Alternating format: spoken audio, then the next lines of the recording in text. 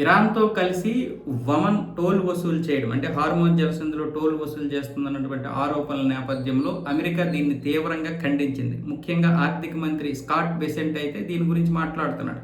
మీరెవరు వసూలు చేయడానికి? అసలు అక్కడ వసూలు చేయడానికి ఎవరికీ హక్కులు లేవు. అవి అంతర్జాతీయ జలాలు. అవి మీ ఒక్కరివే కాదు. కాబట్టి ఒకవేళ ఇప్పుడు మీరు గనక వసూలు చేస్తే దానికి తీవ్ర పరిణామాలు ఎదుర్కోవాల్సి ఉంటుందని స్కాట్ బెసెంట్ మాట్లాడాడు. దీనికి ఒమన్‌కు చెందినటువంటి రాయబారితో కూడా అమెరికాలో మాట్లాడారు. అయితే అలాంటిది ఏమీ లేదు. మేము ఎటువంటి వసూళ్లు చేయడం లేదు.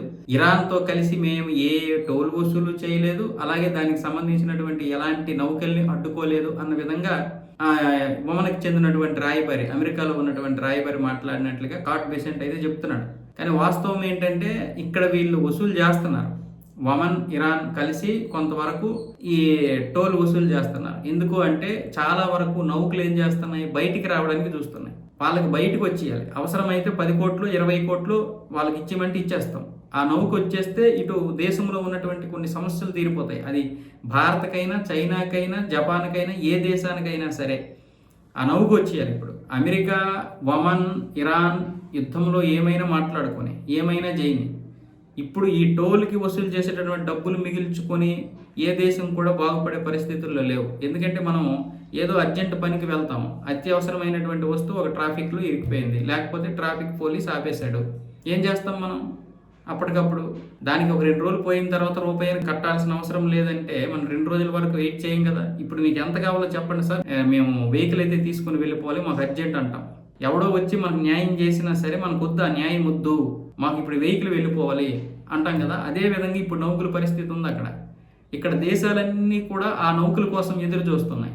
దానివల్ల వాళ్ళ మీద విపరీతమైనటువంటి ఒత్తిడి ఉంటుంది. అవసరమైతే వాడికి ఎంతో కొంత ఇచ్చేయండి, ఒమనోడుకా, ఇరానోడుకా, ఐఆర్జీసీకా, ఎవరికో ఒకరికి. ఐఆర్జీసీ ఖచ్చితంగా వసూలు చేస్తుంది. ఇదే మంచి అవకాశం అని చెప్పి. ఐఆర్జీసీ అంటే ఇప్పుడు ఇరాన్లో ఉన్నటువంటి ఒక ఇస్లామిక్ రెవల్యూషనరీ గార్డ్, అదే ఇప్పుడు మొత్తం ఇరాన్ నడిపిస్తుంది. మస్తబా ఖమేనీ చేతులు ఏమీ లేదు, నామ మాత్రం అయిపోయాడు ఆయన. రేపు పొద్దున యుద్ధం ముగిసిన తర్వాత మొత్తం ఐఆర్జీసీ నడిపిస్తుంది అక్కడ. ఎందుకంటే అలాంటి వాళ్ళు ఉన్నారు అక్కడ. ఇక ఎప్పటికీ ఇరాన్ ఇలాంటి వాళ్ళ చేతిలో పెడితే ఇక వీళ్ళు అమెరికా అమ్ముడైపోతారు, లేదంటే భయపడి ఇరాన్ని వాళ్ళ చేతిలో పెట్టేస్తారు. అప్పుడు మన ఉనికి కోల్పోవాల్సి వస్తుంది, షియా ముస్లిమ్స్కి అన్యాయం జరుగుతుందని చెప్పి ఇప్పుడు ఐఆర్జీసీ వాళ్ళు మొత్తం మస్తబా ఖమేనీని పక్కన పడేసి ఆయన పేరు చెప్పి మొత్తం ఇప్పుడు నడిపిస్తున్నారు. ఇదంతా ఈ నాటకం కాదు, మొత్తం దేశాన్ని నడిపిస్తున్నారు. సో ఈ నేపథ్యంలో ఇప్పుడు హార్మోన్ జలసంధిలో జరుగుతున్నటువంటి ఉద్రిక్తత పరిస్థితులు ఒకవైపు అమెరికా తనకు అనుకూలంగా మార్చుకొని నేను ఒమన్ని తిడుతున్నాను, ఇరాన్ని తిడుతున్నానని చెప్తుంది. కానీ సమస్యకి పరిష్కారం కనుక్కోదు. ఇప్పుడు దానికి ఇది ఉన్నాయి, 250 ఇండిపెండెన్స్ డే జరుపుకోవాలి అంగరంగ వైభవంగా. దీంట్లో ఉన్నారు వాళ్ళు.